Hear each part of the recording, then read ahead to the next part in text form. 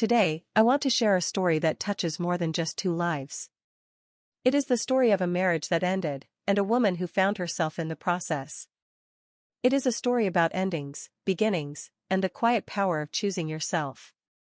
When they first met, the house was filled with laughter. He was her support, her best friend, her world. She was his inspiration, his joy, his morning light. Their love felt eternal. Many said, "What a perfect couple." And for a while it was. But life, as it often does, started to change the rhythm. Routine settled in. Small annoyances became louder. Conversations became shorter. He stopped listening as much. She stopped waiting as much. And in the silence between words, distance quietly grew. They tried. They went on trips. They had family dinners. They smiled in front of friends. They did all the things a couple is supposed to do. But deep down, she knew something had changed. It wasn't just love fading, it was part of herself slipping away.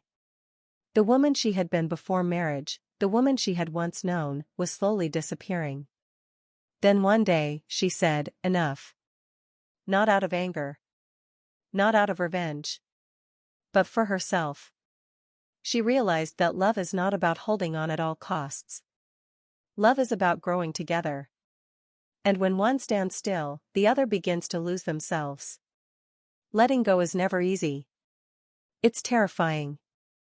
You let go of habits, of security, of us. But losing us opened the door to me. And she stepped through it. When the lawyer said the word divorce, the world did not end. She felt a strange, freeing relief.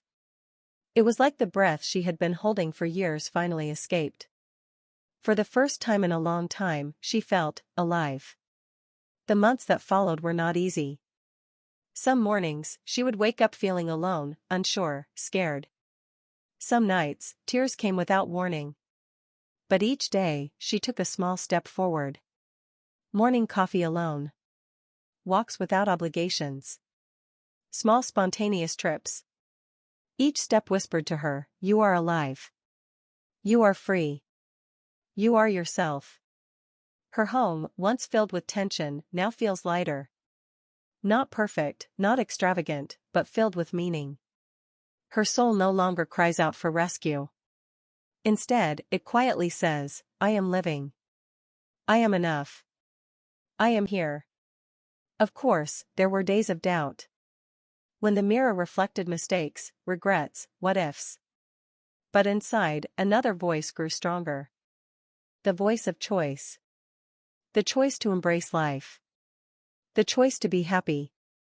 The choice to live fully, without apology. Now, when people ask her, "Do you regret it? Are you struggling?" she smiles. Because no, she doesn't regret it. She is grateful, for the lessons, for the growth, for the courage to trust herself. She has learned that endings are not punishments, they are transformations. This is a story not about heartbreak. It is a story about resilience. About the woman who was a wife, and became herself. A woman who did not need a hero to save her. She needed her own strength.